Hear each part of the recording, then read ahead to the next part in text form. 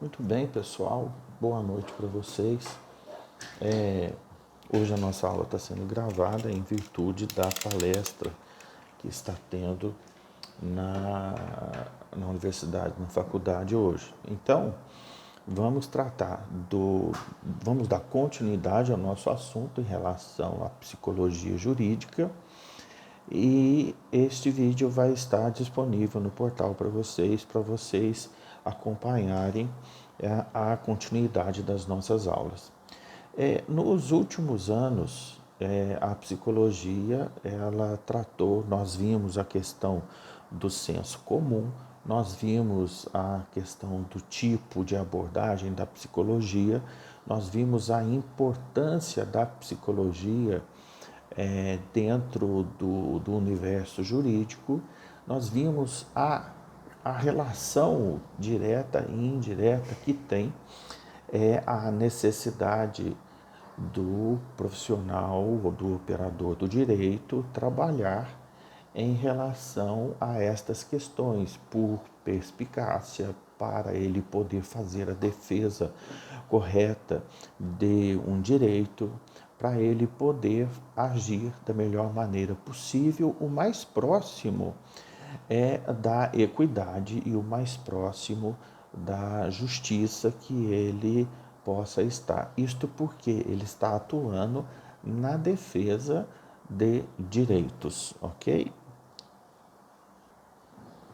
E é importante a gente saber a questão do histórico, do modo como foi construído a interpretação jurídica e em relação ao comportamento dos indivíduos em sociedade, de tal maneira que repercutisse fortemente dentro do campo da interpretação jurídica, a fim de que fossem julgados casos que levassem em consideração o ambiente mental do indivíduo, por exemplo, que praticasse algum delito e sem que, neste momento, ele tivesse consciência do ato ilícito ou da ilicitude que ele estivesse cometendo. A história da psicologia começou na Idade Antiga, na Grécia, em 700 antes de Cristo, e os filósofos gregos, eles tinham por intenção sistematizar a forma como era o comportamento do indivíduo. E nesse sentido, os filósofos pré-socráticos, eles buscaram então definir determinados comportamentos que eram capazes de serem lidos por aquele que soubesse interpretar, e nesse sentido eles conseguiriam duas situações, não só em compreender com quem eles estavam falando, como também estruturar um tipo de discurso que pudesse abranger pessoas ou grupos específicos. Isto porque as conferências, as reuniões, dentro daquela perspectiva de democracia, onde o povo participava das decisões da cidade-estado, eles necessitavam saber quem estava ali e o modo como eles iriam apreender o discurso, e assim eles pudessem, a partir daí, abranger um número maior de pessoas. E também em relação aos julgamentos de determinados comportamentos que violavam a lei da época, e assim eles poderiam se aproximar um pouco mais da equidade, da justiça, levando em consideração não só o ato, mas também quem está por trás desse ato. Nos anos 469 e 399 a.C., com Sócrates, isto é o que nós estávamos relatando no pré-socrático, até chegar em Sócrates, a psicologia ela começava a ganhar uma relativa consistência em relação ao modo como ela estruturava o estudo dos comportamentos. O filósofo, ele defendia que a principal característica dos seres humanos era a razão, era a sua capacidade de discernimento, a sua capacidade de diferenciar questões certas e erradas distintamente dos animais. Postulava não, eles apresentavam que a razão ela se manifesta além dos instintos animais, os instintos primários que naturalmente existe no homem e assim fazendo com que ele fosse um indivíduo racional, uma racionalidade que conseguia transpor estes instintos a fim de dominar a sua própria natureza em momentos que exigia dele determinadas decisões. Dentre estes filósofos gregos que buscavam compreender o comportamento humano, e a partir desta análise eles queriam sistematizar o modo como se observavam estes comportamentos e de onde eles vinham, a psicologia começou a ganhar uma forma através de Platão e através de Aristóteles, por conta dessa preocupação deles em relação ao fato de é possível analisar o comportamento do ser humano diante de várias situações conflitantes, por exemplo, observar o modo como ele interpreta a circunstância, observar o modo como ele se comporta diante destas circunstâncias que dizem respeito a situações específicas,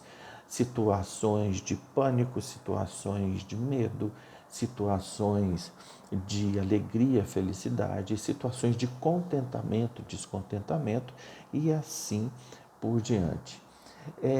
Quando chega ao Império Romano, começa a haver uma continuidade deste tipo de pesquisa e neste momento onde passa da chegada, da construção, da abrangência, da dominação do Império Romano para a Idade Média e na própria Idade Média, a psicologia ela acaba sendo relacionada ao conhecimento religioso. Então existe neste momento da história quase que uma interseção entre as questões religiosas para poder explicar o comportamento humano. Não sabemos até este momento, mas os especialistas eles apoiam determinados raciocínios a respeito disso, em relação ao fato de que é muito importante observar esse momento da história, porque a partir das concepções relacionadas ao estudo do comportamento humano no período pré-socrático, socrático, no período em que os romanos usavam destes conhecimentos, colocavam nas suas literaturas e a partir destes estudos começou a caminhar por diversas trilhas do conhecimento psicológico e a religião ela absorveu determinadas técnicas de análise do comportamento, conciliando com as estruturas da religiosidade, principalmente em relação ao cristianismo, porque vale lembrar que o cristianismo ele nasceu especificamente, reconhecidamente, em 363 depois de Cristo. Nós temos nesse período da Idade Média, quando a psicologia ela passa a ser relacionada com a religião e o cristianismo absorve bastante destas interpretações, isto porque o cristianismo ele praticamente monopolizava o conhecimento e em decorrência desse monopólio, o estudo da psique, o estudo do psiquismo passa a ter uma conotação religiosa nesse sentido. É fácil de identificar dois filósofos que tinham uma conotação religiosa da interpretação do comportamento humano e eles conseguiram, por obras memoráveis, isto porque não só contextualiza o período da Idade Média, mas como era o comportamento da época. Isso fundamenta muitas pesquisas e muitos artigos a respeito destas situações psicológicas até hoje, que foi Santo Agostinho e São Tomás de Aquino. Eles datam de 345 a 1274, o período da Idade Média, porque a Idade Média terminou com a tomada de Constantinopla pelos turcos otomanos. Já na era renascentista, posterior a estas situações, foi marcado este período por várias transformações, por vários progressos em todos os setores do conhecimento humano, onde a partir daí começam a se destacar, começam a ser classificadas determinadas escolas que defendem conteúdos ideológicos que são pertinentes o modo como determinados grupos de intelectuais da época compreendiam o momento da sociedade dentro de determinadas circunstâncias. E nesse momento da história, nós temos Dante, nós temos Leonardo da Vinci, nós temos Maquiavel, que tem uma obra fantástica em O Príncipe, que demonstra muito o seu entendimento em relação à existência da igreja, à existência do Estado, a influência da igreja, a forte influência da igreja nas decisões do Estado, buscando atender aos seus interesses particulares em detrimento do povo. Esses interesses particulares visavam apenas ao enriquecimento da igreja, a deturpação das literaturas evangélicas para que se pudesse direcionar o comportamento do ser humano para a crença naquilo que eles entendiam como correto para poder colocar as suas pregações em função de atender às suas necessidades financeiras, isso a igreja. E foi por conta destes textos, destes estudos, destes manuscritos, que vários grupos, vários pensadores, filósofos da época começaram a notar a forte presença da igreja nas decisões do Estado, a tal ponto de fazer uma subjugação do rei em relação às suas decisões, a tal ponto que o rei decisão nenhuma tomava sem antes consultar a própria igreja. E com medo de que determinadas pessoas na sociedade pudessem destruir esta visão da igreja, começou aí a que nós conhecemos a verdadeira caça às bruxas. E por conta também da análise do comportamento. O comportamento que era considerado correto na época era o seguinte: aquele que agia dentro das regras apresentadas pela igreja tinha o seu comportamento condizente com as regras criadas pela igreja, segundo o entendimento da igreja das passagens evangélicas, eram considerados cidadãos de bem. Vale dizer que aqueles que podiam colaborar financeiramente com a igreja, eles passavam a ser pessoas dotadas de capacidade de receber benefícios celestiais incomensuráveis e não iam para o inferno.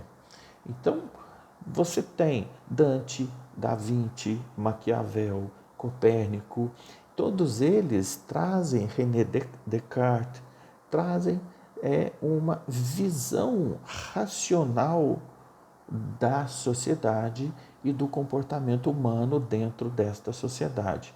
Quais eram os pontos que dominavam o contexto do comportamento individual em sociedade e passaram a separar o joio do trigo, e nesse momento é que estas obras foram e são importantíssimas até hoje para que seja analisado o modo como se estrutura uma sociedade politicamente, filosoficamente, sociologicamente, administrativamente, econômico e financeiramente. Por quê? Nós precisamos de saber o comportamento, o modo como age determinada sociedade, e isso nada mais é do que a construção cultural de uma sociedade. É através dela que vai se conseguir atingir a consciência social para que determinadas mudanças possam acontecer, para que determinados ideais ou projetos possam atingir realmente a consciência dos indivíduos e o Estado possa operar de uma maneira bastante mais fácil, sem maiores dispêndios. Qual é o paralelo que eu faço disso? A vacina é algo comprovado cientificamente, benéfico às pessoas. A maioria das pessoas já estão conseguindo ter relativamente uma vida normal, ainda que com o uso de máscara, mas corre menos risco de contrair o SARS-CoV-2 e correndo o risco de ir a óbito em função disso. Para chegar a esse ponto, ainda nos tempos atuais, agora, é necessário ainda tentar convencer as pessoas de que existe uma comprovação científica forte de que é benéfico. Você tem um presidente da República que ele de cima falsas interpretações em relação ao que a ciência apresenta. A última declaração dele foi que quem se vacina corre o risco de pegar AIDS, HIV.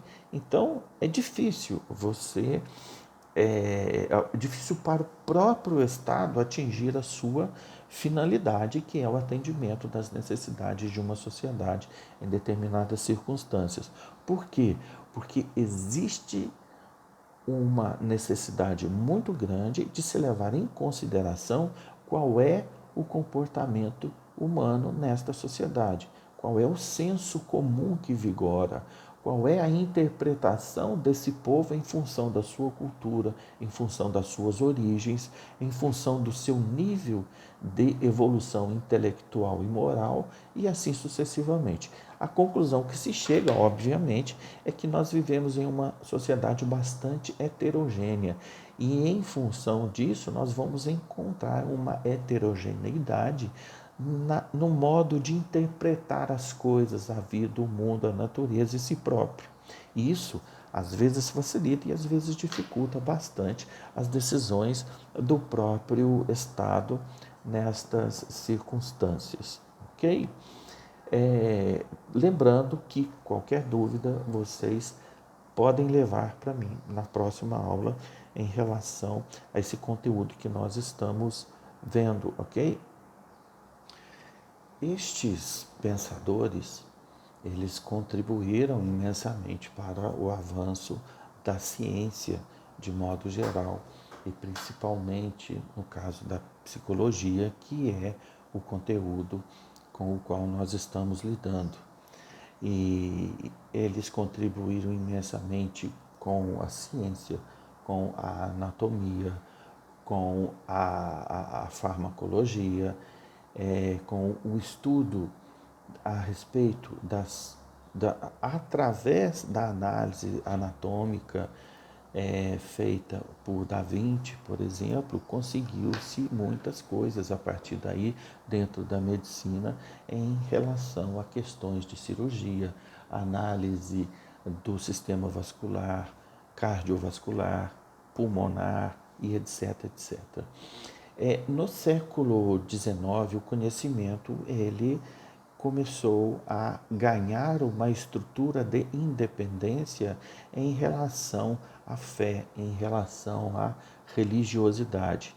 E isso começou a possibilitar a estruturação de um conhecimento que fosse ainda mais sistematizado. Por que isso? Havia um certo medo, isso em função das imposições da igreja em relação às descobertas, ao conhecimento e toda a forma de ciência. Havia um determinado medo de sistematizar algum estudo sob o receio de estar infringindo a religião, aos preceitos cristãos. Então, quando se estudava determinados comportamentos, dificilmente entrava-se na questão da sexualidade ou na questão sexual, na questão dos comportamentos relacionados a sentimentos. E isso era bastante deletérico para a ciência, porque a ciência ela tem que olhar o objeto de estudo com uma certa distância, para que não haja envolvimento do pesquisador. E isso, na Idade Média, era bastante perigoso. Nós temos um histórico vasto de pensadores, de cientistas, vamos colocar assim, de investigadores que, quando eles apresentaram as suas ideias, que foram ideias criteriosamente sistematizadas por eles em função da necessidade de se descobrir a verdade, muitos foram ateados à fogueira, enforcados, decapitados e torturados, principalmente em função da Santa Inquisição.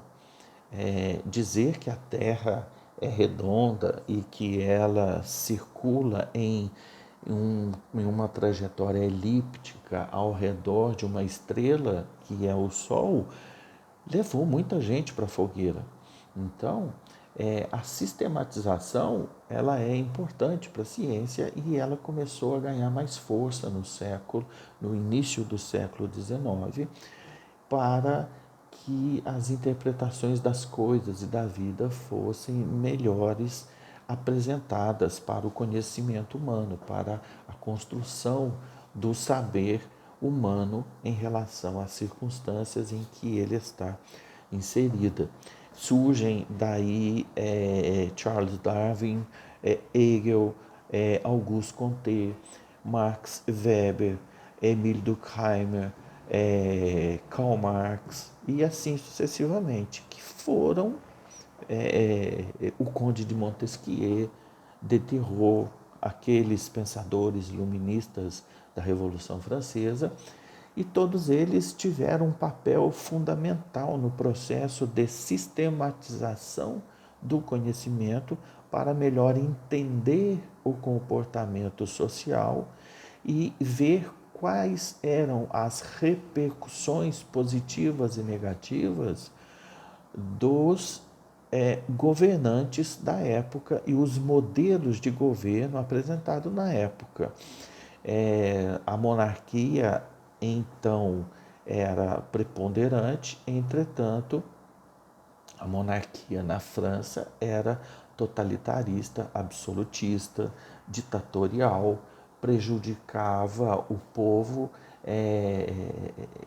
quando eles buscavam abastar-se de, de luxo, o povo saía em prejuízo, porque enquanto eles estavam comendo, muitos estavam morrendo ou estavam no lixo buscando algo para poder se alimentar, se matavam em busca da defesa da sua sobrevivência. E nesse sentido, estes indivíduos que colaboraram bastante para a sociologia, principalmente a filosofia, a psicologia, a economia, eles defendiam a necessidade de existir um maior rigor no processo de construção dos conhecimentos dentro das áreas humanas.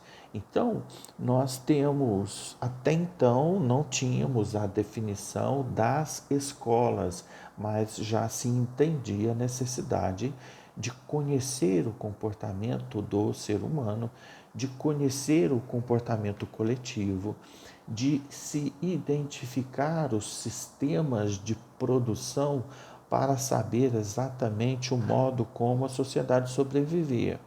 E foi a partir destes pensamentos psicológicos, filosóficos e sociológicos que deu origem à Revolução Francesa, que deu origem à união dos burgos em relação à necessidade de prosperar o seu negócio, o seu comércio. Quando nós falamos assim, existe uma concepção bastante deturpada em relação aos burgueses. Eles eram pessoas que eram dadas ao comércio, mas que foram fundamentais para a estruturação de toda uma sociedade, porque eles começaram a apresentar começaram a apresentar opções para o povo em adquirir determinadas mercadorias que não só eram produzidas naquela região, mas como vinham de outras regiões. Então, os burgueses, eles foram responsáveis também para a difusão de culturas, para que as pessoas tivessem contato com outras culturas, com outros costumes e que pudessem, por sua vez, ter uma relativa liberdade de poder lançar os olhos a um horizonte diferente daquele opressor em que eles viviam na época. Diga-se de passagem, por exemplo, que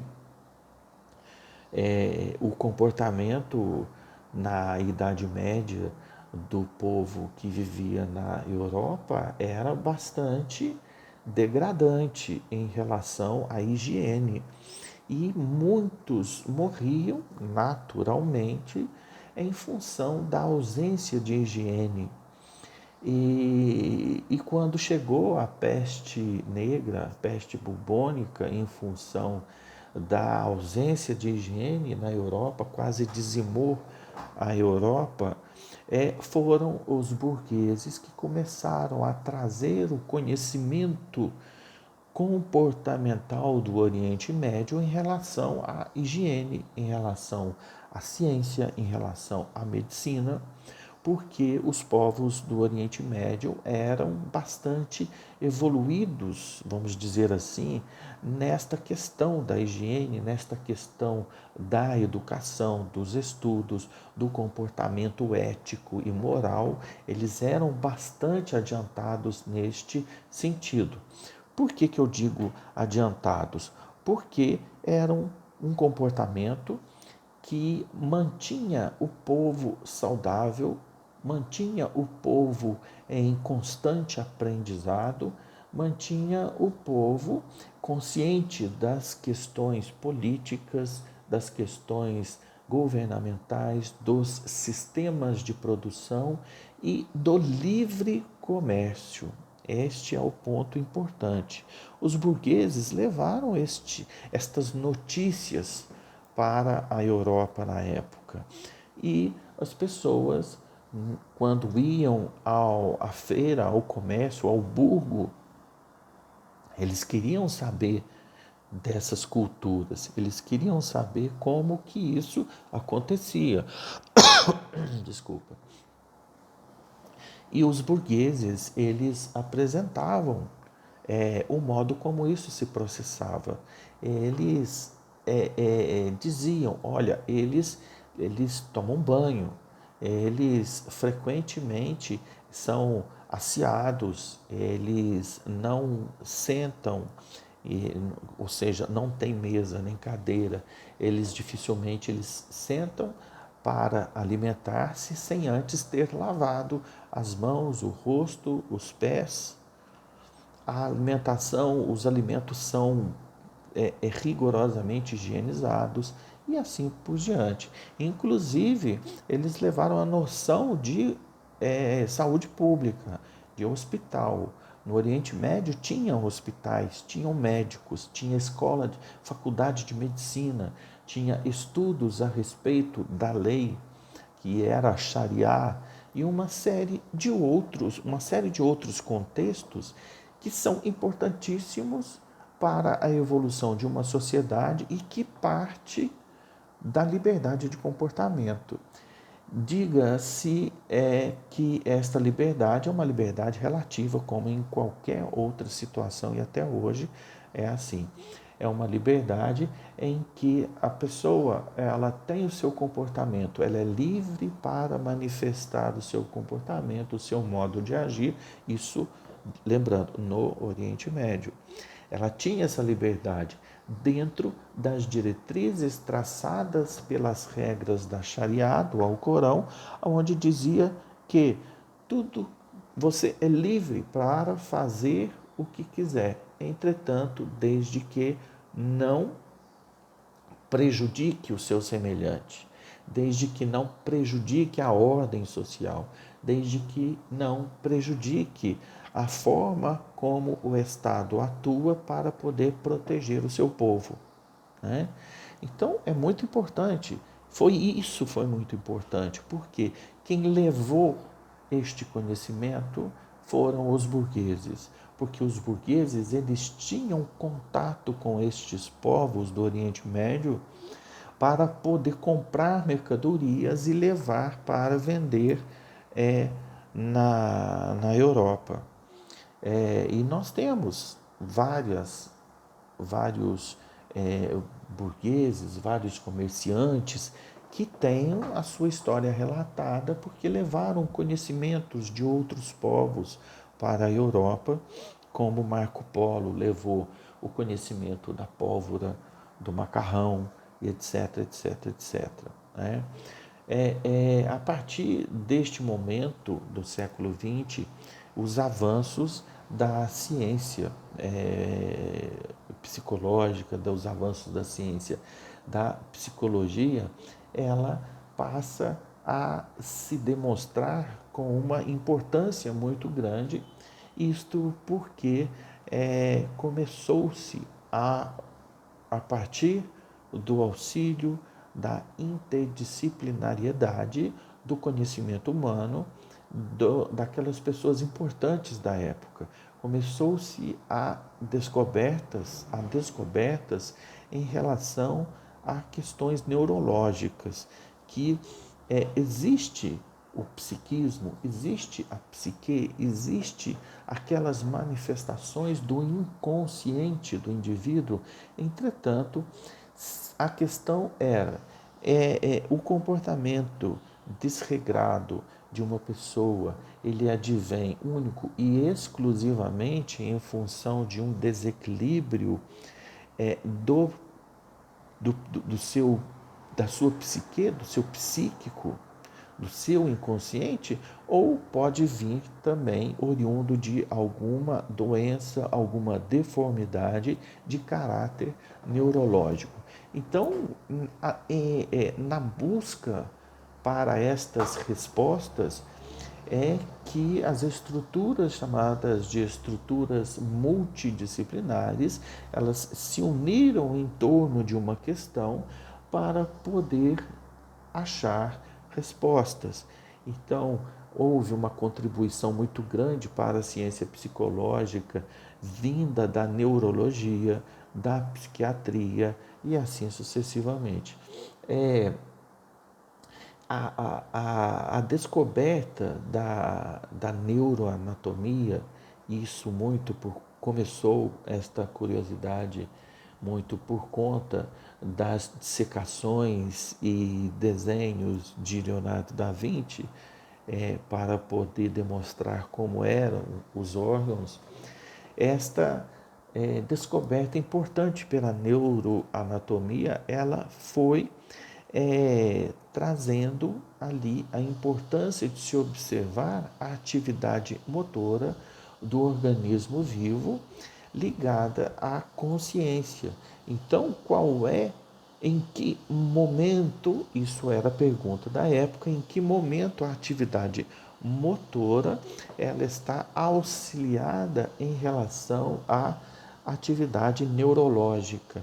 E a partir daí começou-se a notar uma relativa dependência dos centros cerebrais superiores para a descoberta de outros fenômenos pelo corpo em relação às sensações, em relação às ações e reações, e assim começou-se a ter a noção de reflexo, sentido, questões sensoriais, questões motoras, questões neurológicas, e foi contribuindo muito para posteriormente com o surgimento da análise comportamental pela psicologia behaviorista, onde ela submete o indivíduo, ele submete um ser vivo dentro de determinadas condições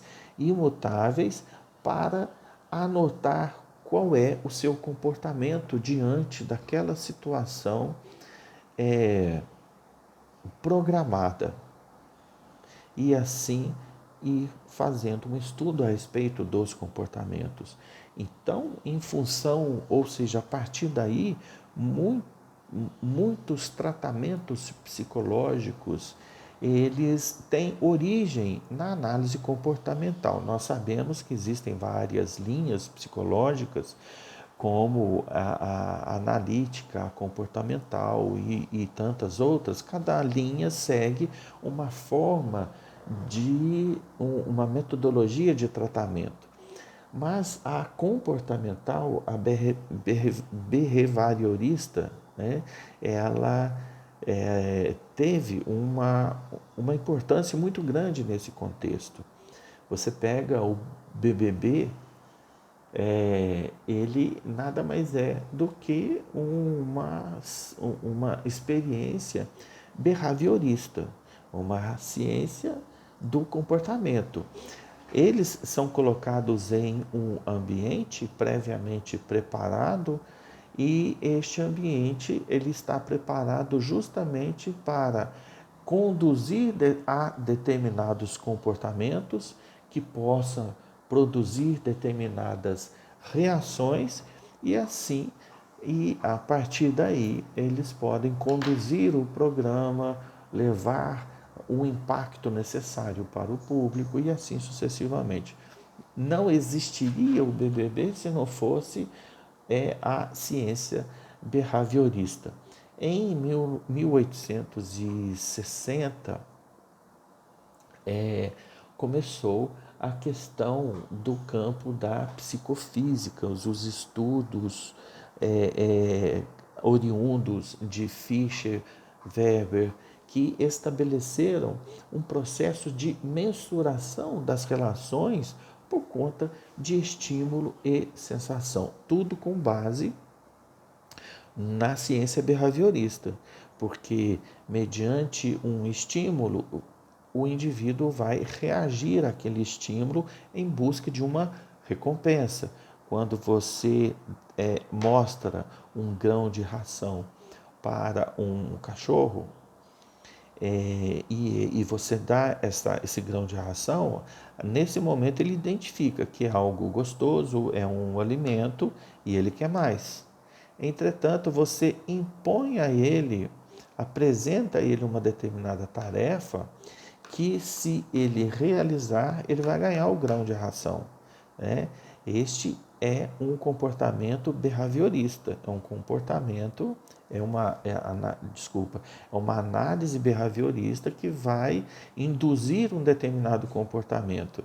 Então, quando o cachorro, que eles falam assim, o cão é ensinado, ele nada mais é do que um cão treinado pelo método behaviorista, onde ele recebe uma recompensa por cada tarefa que ele cumpre, né? Deste entendimento, nós podemos dizer que surgiu a chamada lei de Fischer-Weber, e que, nas palavras de uma psicóloga, Ana Mercedes Bahia Bock, Odair Furtado e Maria de Lourdes Trace Teixeira, eles entenderam que essa lei do estímulo e sensação, ela traz uma importância histórica fundamental para a psicologia, porque passou a instaurar a possibilidade de medida de um fenômeno psicológico que poderia ser estudado e que até então era considerado algo impossível. Como que você vai fazer uma pessoa ter um comportamento que é benéfico para ela e que faz parte de um estudo, mas que ela não tem consciência do que realmente está acontecendo? Ela age por instinto, através da busca de uma recompensa,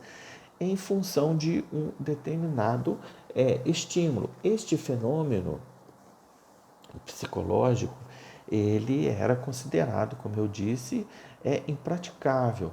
Mas, a partir daí, ocorreu que outros fenômenos psicológicos, a partir desse, começaram a serem entendidos como possíveis, desde que houvesse uma metodologia científica adequada a cada situação, e isso começou a ganhar, então, todos esses testes, conotações científicas, status de ciência, porque é científico tudo aquilo que é submetido a uma criteriosa avaliação a partir de uma metodologia.